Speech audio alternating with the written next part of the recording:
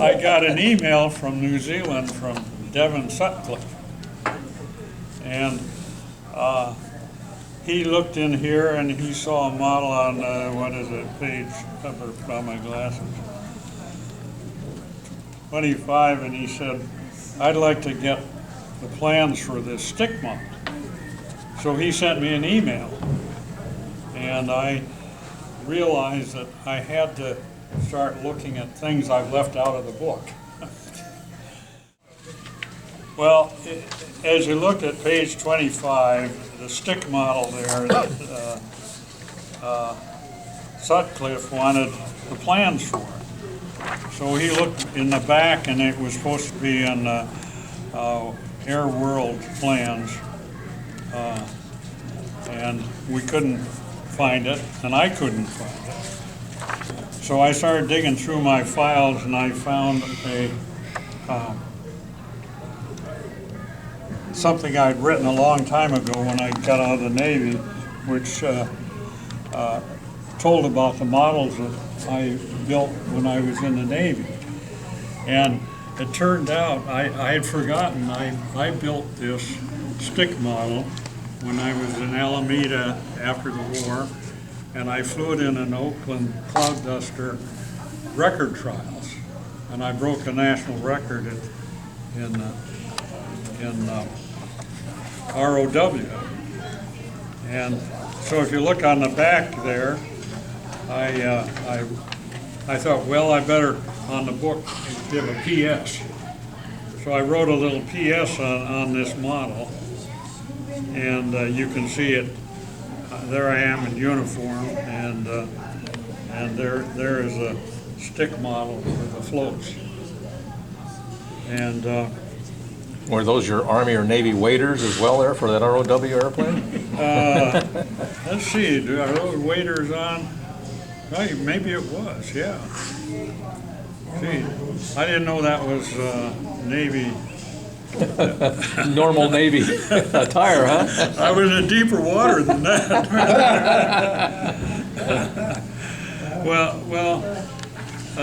Anyway, I found the plans for this. So if anybody here wants to build it. All right. This guy Sutcliffe apparently likes to build old models like this, and so I have the plan. In going through my stuff, I found the plans for this model, and along with that, I found a copy of Bill Winter's plan book. Have you guys, any of you guys seen that?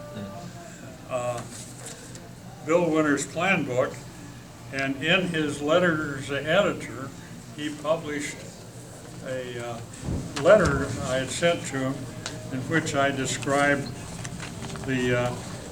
this model being flown as a float model, as a ROW. And along with that in my letter, I had a description of the Wichita Nationals, and I found out what I wrote in my book wasn't exactly what happened. It turned out at the Wichita Nationals, when I was flying the Cirrus Cruiser, or intended to fly, I broke a motor when I wound it the first time and broke the fuselage. These were days before we used blast tubes. And I spent 5 hours, well, what I did when I broke the fuselage was I flew the smoothie, and the smoothie went out of sight and was lost. The thing that's in the book was that when I launched the smoothie, there was a grass fire downwind. And the wind was about 20 to 30 miles an hour, so it was a high wind. And the model went up over the grass fire and went way up, and it went out of sight in a little under 3 minutes. So I had one out of sight flight in a national meet. So I spent 5 hours repairing the Cirrus Cruiser, and I launched it, and it went out of sight in 2 minutes and 59 seconds. And this was in a letter I One more was second. published in that plan book. And I got second place. I think it was George Reich that won first, and he beat me by, what was it, 22 seconds. I had 2 out-of-sight flights. But the wind was really blowing, let me tell you. Well, the other thing I wanted to bring out was that I was going through my garage, and Fluffies. Ooh, don't sneeze, don't sneeze. it still works. This is an old cat's tail. That's the moldiest corn dog I've ever seen. And when I looked at that, what do you think I thought? Probably mold. I thought, Walt Gill. Yeah, well, And I won't shake it here, but Hey, we have a thermal. after the meeting. hot air. Hot air? I have a lot more of these in the car if anybody wants them. Oh, man, you need them. You need them. I do need them. You do need them? Okay, see me after the meeting, I got them. You want this one? I do Well, have a, I have cattails a growing all over the field out there. Yeah, one is, My neighborhood is full of cat's tail. You gotta let them dry for a while though. The reason I thought of Walt Gill was in the book here. I just described the Sierra Cup. Walt and I were in the fly-off, and most of the guys dropped out in the 5-minute round. And so then we went for 7 minutes, and there was just Walt and I were left. And I got ready to go, and all of a sudden I saw guys running all over the field with cat's tails. Walt Gill had an army of guys, and they were going all over like this, you know, and there's cat's tails all over the field, and I didn't have any trouble finding a thermal. I just looked around, you know, and well, the thing about a cat's tail is if you put a fluff out there, if it rises slowly and doesn't move, oh, there's one there. yeah, see? It's thermal right here. Everywhere. That's not a thermal. You wait until you see them Yeah. mixing up. Oh, okay. Okay. No wonder you never worked. So I looked around, and over here was a place where there was a lot of mixture, so I went up there, and Walt saw it too, and he went up, and I didn't piggyback Walt, I piggybacked the foxtails. There you go, that's it, yeah. And we both made the 7 minutes. Yeah. So then I got to thinking, well, maybe the guys would be interested in how do I go about picking thermals. Yeah, I would like to know that. And the number one way is you look for some guy who's throwing cats. The way I built one of Zeneca's thermal detectors. The main thing is the thermal, you know, the temperature goes up, and you have a record of it. I have some records here today. Here they are. You can pass this around, and you don't have to understand it, just see the Zeneca's thermal detector. You have a clock there, and you get a trace of the temperature for an hour, and you interpret where the number one thing about this temperature is that when it goes up, you know there's a thermal somewhere near. And so you can kind of relax until the thermal comes up. You glance over there and see if it's down or up and so forth. But once it starts going up, I want to show you this. Last two, September 9th. You see one time I was out in the field, I forget exactly where, I had a dust devil that went right through my detector. And I got a trace of a dust devil. Whoa, that's what it looks like. And here it is. Wow, look at that. That's pretty sharp. You want to look at it? I'm not sure I have 10 copies of this one, but But is that an official thermal? Dust devil? Is dust devil a thermal, or is it just a? and this, the dust devil, you know, you've seen them, you know they rotate and everything. And in the center of the dust devil, you notice that the temperature drops, and that's where the air expands and goes up, shoots upward. And this is really a miniature thermal, but you're not going to go anywhere in the dust devil with a bottle. So here you go. Except your umbrella. And I also brought a, you can pass these around too if you want. This is a model of what a thermal really is. This is the whole thermal here, and you have a core in the center, and you see this part here. You need one down there. All right, we got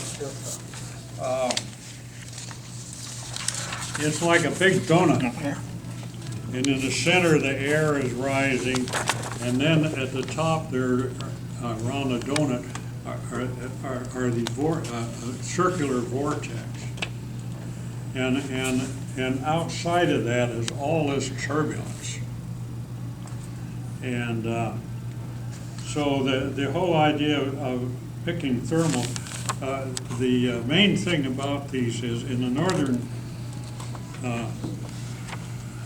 part of the hemisphere, they rotate counterclockwise. Oh, yeah, okay.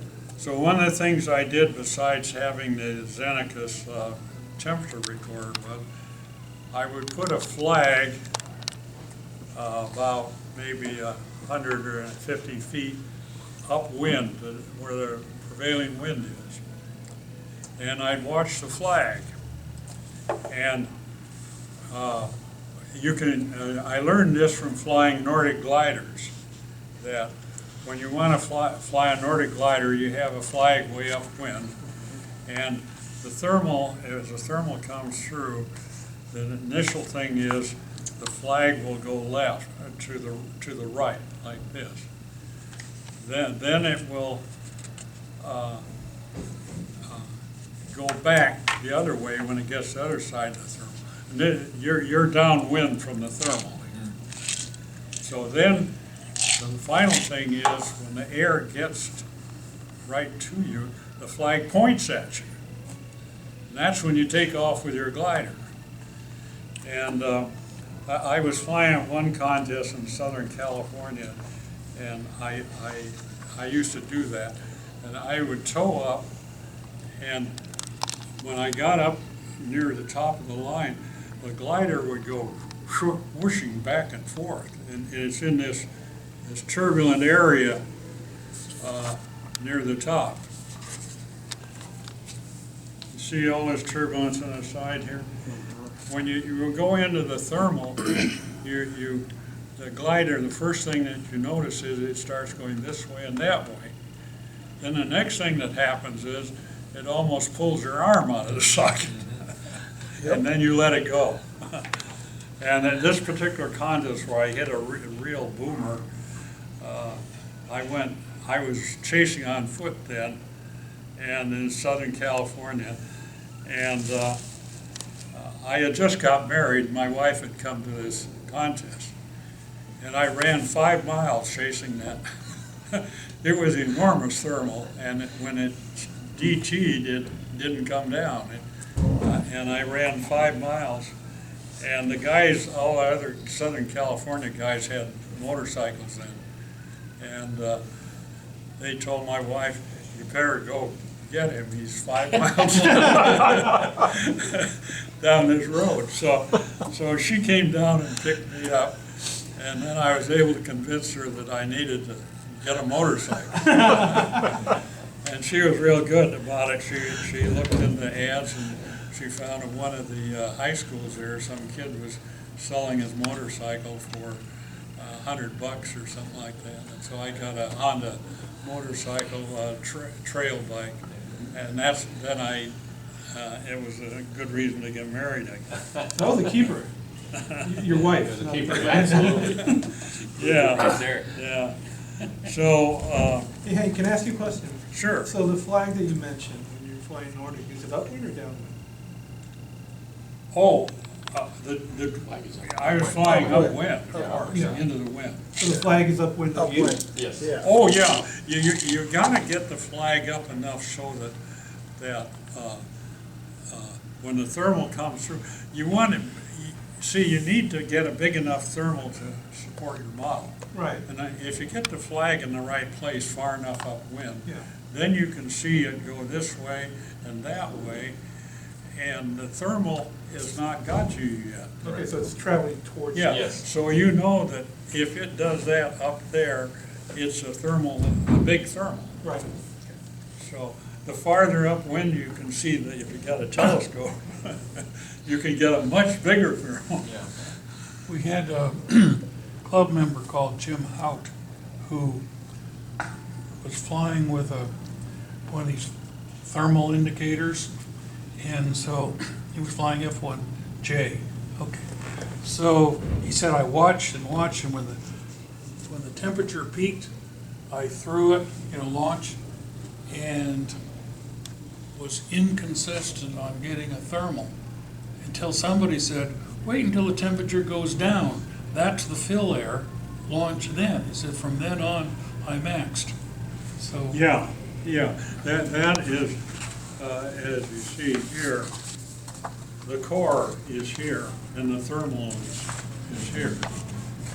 Now, it isn't always quite as simple as this, because the one thing I found was that sometimes a small thermal will come through and is followed by a bigger thermal.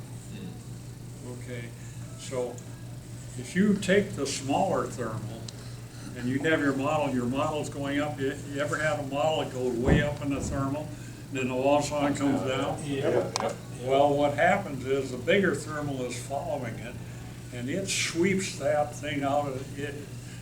See, it's rotating, and it just sweeps that little thermal aside.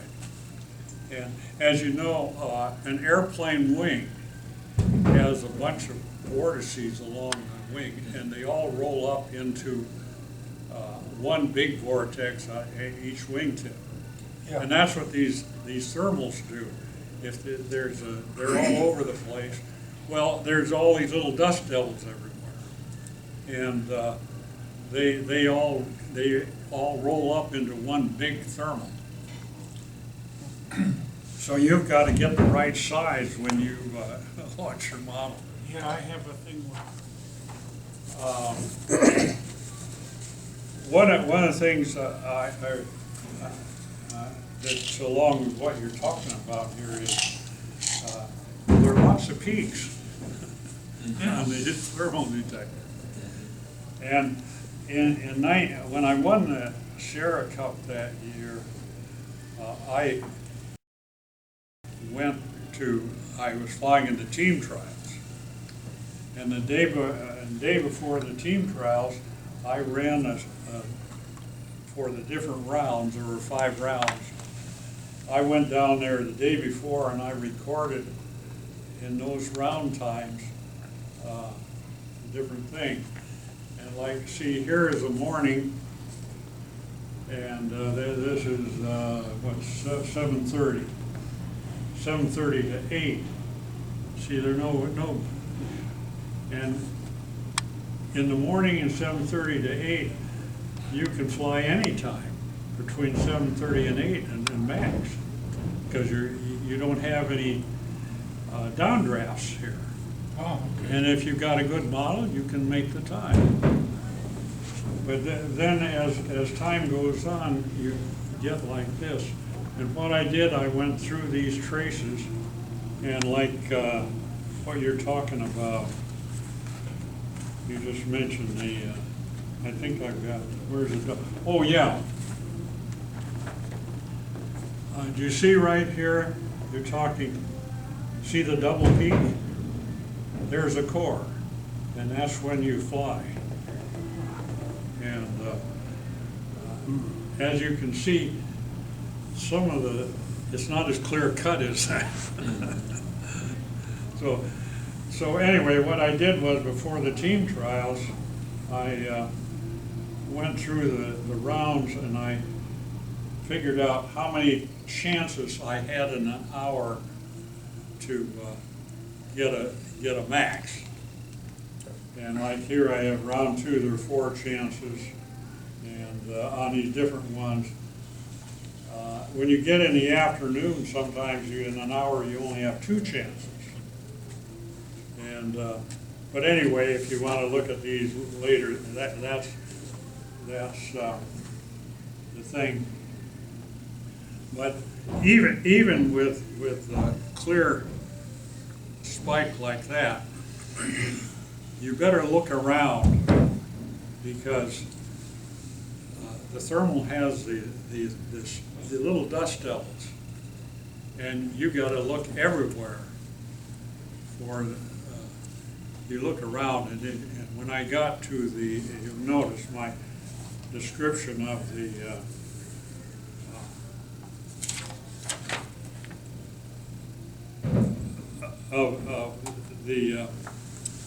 Isaac, not the Isaac, the Lavoto. What you do is once you see that it looks like there's a thermal there, you try to locate it by just looking everywhere, and then also look at your flag. Now you'll notice in the Lavoto in the 7-minute round, Sessoms went off before I did, and he went up and wasn't drifting anywhere, so I just stood there and I waited and I watched his model. And in 7 minutes I watched him for about 3 or 4 minutes, and he stayed right there. So I said, oh, well, that looks good. So I just launched and I got my 7 minutes real easy. So in the 9-minute round, Sessoms, I think he knew what I did. I piggybacked him. In the 9-minute round, he wound and came over and stood next to me. Who's gonna go for it? He dared you. But he didn't know about my flag. So I'm there and I'm looking at the meter, and he's looking at me, and he's looking around and so forth. And I kept glancing up at my flag. I noticed my flag up there turned over and pointed in another direction.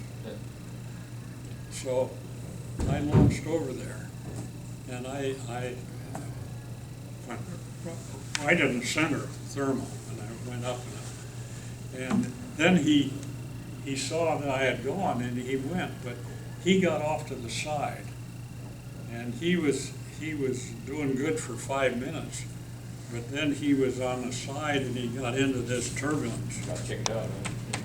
And he stalled all over and came down, and I made the 9.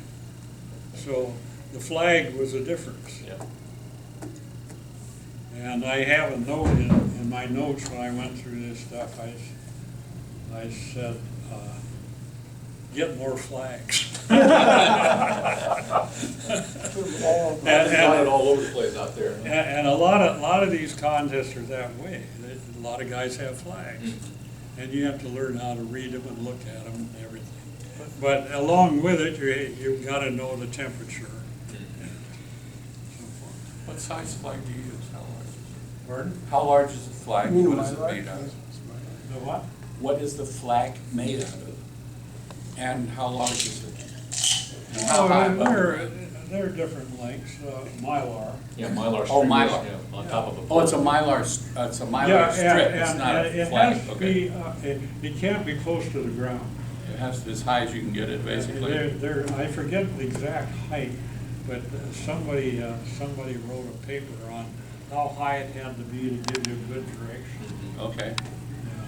Yeah. It was too close to the ground, and dust devils and everything will screw you up. Okay. But if it's not, it's pretty high. It's higher than this room here. There's a number for it. Like 20 feet or so? That's pretty high. Pardon? Oh, 20 feet, is that what you said? Yeah, you can buy a that's pretty high. Cool. collapsible fishing rod. It's about, called a dapping rod. It's about 20 feet. Yeah. I think that's about what, something like that. Okay, now, with my limited knowledge, I remember going out and see people put up Mylar streamers. And I've never, well, only very seldom see it actually change, but mostly it's like this. Sometimes it's down, sometimes it's up, and I presume that when it goes up, that's a thermal. Well, the core is down. So, I'm not sure whether the core would hit the flag. It's unlikely. Usually, I was very fortunate to get this thing here. Yeah. Of course, down. Now, the core would be up, yeah. Yeah. But It's colder. it's unlikely that this was just, the dust devil went right over my meter. And I couldn't have done that. It was just lucky to get it. How about, did you ever look at the buzzards or the birds for thermals? Watch For the what? bir- Watch the birds? Birds. Oh, yeah. That's what I do. Oh, insects too. You gotta look around.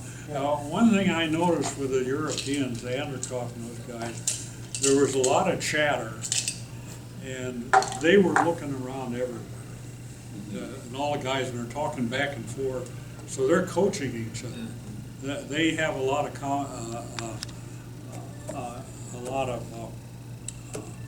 cooperation amongst the group. And I asked Alex, I said, how are we going to do this? Are we going to take turns, or? He said, fly when you want to. We'll take care of it. That year I went in the team trials, and I knew the number of chances I had in each round to find the thermal. And when I found a chance, I would look very carefully, and I'd find the dust devil, and I'd launch into it. And with the tilt wing had the good property that when you launched it, it went absolutely straight. No matter where you pointed it. Point it up, it goes straight. Point it that way, it goes straight. And it goes for quite a distance before it starts getting up. Because the tilt wing, when the torque is high, it turns the wing down, the incidence. So I went through this, and I was maxed out, and all I had to do was max on the last round to get on the tee. And I drew a diagram here of what we had. What they had for the team trials, they had 47 stations, and they're strung out for something like a half a mile or something like this. It happened in the last round. In the last round, I was at station 1. And right out in front of station 1 was a big hole in the ground. They eventually did fill that thing up, but it was enormous. It was bigger than this room here. And so I put my flag on the other side of the hole, because that was, my station was on one side of the hole and my flag was on the other side. And I stood there for an hour and watched that flag pointing up the line. It never budged. It pointed up the line the whole time. And I looked up the line and I see all these models going up like crazy. Finally, I ran out of time and I had to launch, and I didn't make 5 minutes. But my notes, what I put in was, I need to develop a model which will go straight up the line And then, and piggyback somebody I see out there.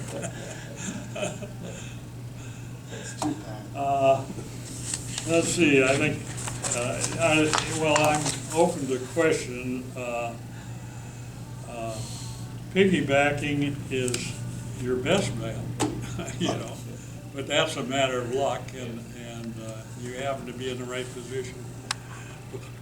But having the Xenacus thermal detector and the flags and a lot of flying, I mean, you have to, like, I spent a whole day preparing, knowing how many chances I had, where I had to be very careful. And I was fortunate at one of the SCAT annuals, they put me on with 3 Europeans. One of them was Alex Andrikov. Oh, for shame. Sorry, it's good to be on good company. And the thing about Andrikov, if you watch him, have you ever watched Andrikov? Has everybody seen him fly? I've never seen anybody whine so fast. He whines so fast like this, and wham! Yeah. The motor comes out of there, toss it to the side, put another one in, wham! And the thing I've wondered is, does he have somebody that he is following, he's piggybacking, or does he know just when to fly?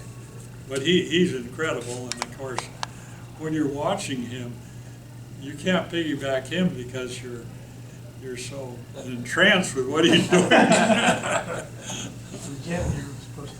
But he knew exactly how many wines to put in, and I did adopt his method of winding, and I had not winding to torque, winding to knowing the motor. It's a motor I've worked with. I know exactly how many turns it'll take, and if you go over and it breaks, well, you put another one in. And in the early days, we didn't have blast tubes and stuff, but nowadays, like with my coupe, I wind it off the model and insert them. Well, they do that in Wakefield now too. They insert the motor after they've wound it. So you can wind very fast, and you get more energy out of a rubber that's wound very rapidly. Oh, that's interesting. It heats it up. Oh, how about braiding it? Do you braid it? Braiding isn't as good. I know, bug braids, I- braids as well. I used to braid a long time ago, and my more recent experience has been not with braiding, because they started like my coupe with 10 grams of rubber that does 5 minutes. I can't braid that motor. Breeding doesn't really lend itself to that type of rubber. No, you have to have. So the rubber's too thin? Or? No. Where you have unlimited rubber, then you braid to get more rubber. Right. But when you're flying Wakefield, you're limited.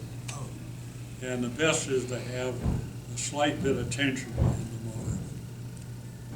motor, a little bit of stretch. So hey, how do you feel about winding a motor and then waiting 5, 10, 15 minutes to launch?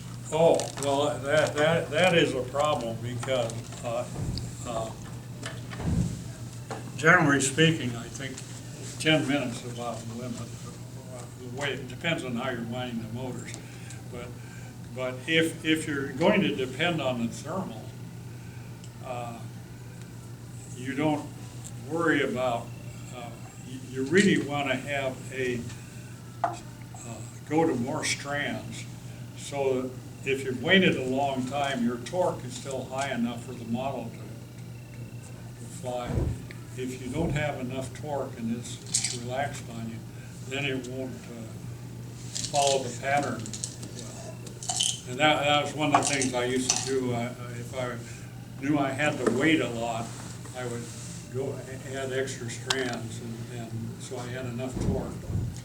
That's interesting because there's a lot of people would argue that the motor cross-section is what counts and the number of strands, therefore the thickness shouldn't really matter. I used to think if you want more torque, use a thicker strand and fewer of them. Well, I'm not talking number of strands. Okay. I'm just, you're right there. I mean, but I was using usually 1/8 or whatever I have. Okay. And you don't always have a choice on that, because I used to test rubber, and if you're in a good contest, you use the best stuff you got, whether it's 1/8 or quarter or 3/16 or whatever.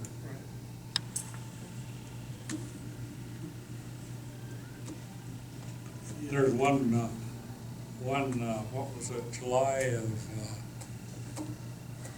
May of '99 or something like that. yeah, That was one of them. I'm trying to remember now. Oh. There's one vintage thing that some of the guys, older guys.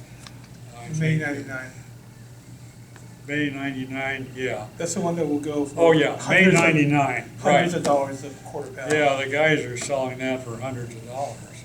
Keep it. And the indoor guys, the October of 99, when I used to test the rubber, was almost as good, but not quite. One of the problems with testing rubber was they would send me samples, and then if it was real good, I would tell them I'd like to order some, and they'd say, we're sold out. Really? But in October had A, B, C, D, and E. And they, they have a big sheet, and then they strip it. So they have different, they label the sheets. I don't know, I think these are enormous things. And sometimes they have splices in them, but the E was far better than A, B, C, D. And testing rubber, what I used to do, I have a set of weights, and I get the energy by measuring the weights and integrating. And the best rubber will stretch 12 times its length. Ooh. That's the yellow rubber, 10, 10. 10, yeah. 2 or SS, or Super Sport. I've never had any black that was anywhere near. Or you get FAI. Yeah. The older stuff, yeah. FAI was mostly what I was testing. No, FAI still no. Well, They're the ones that supply FAI. Rubber, The Super Sport. I remember we used to have, at Androids, they used to have a Christmas party every year for the cloud dusters. And we were there one Christmas, and when we went, we'd break up maybe 12, 1 o'clock or whatever. And as I was leaving, Lillian Android, she said, all you guys did was talk about rubber.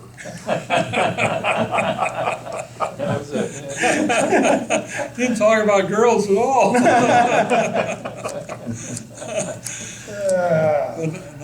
It probably was a contest the next day. That's why we don't have enough younger Now, what flyers. kind of party is this anyway?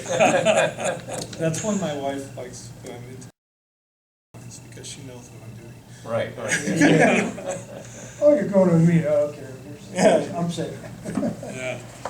Well, I think you know in my book that in the Sierra Cup there, I was flying against Walgio, and I was determined to get off fast, and I wound as fast as I could.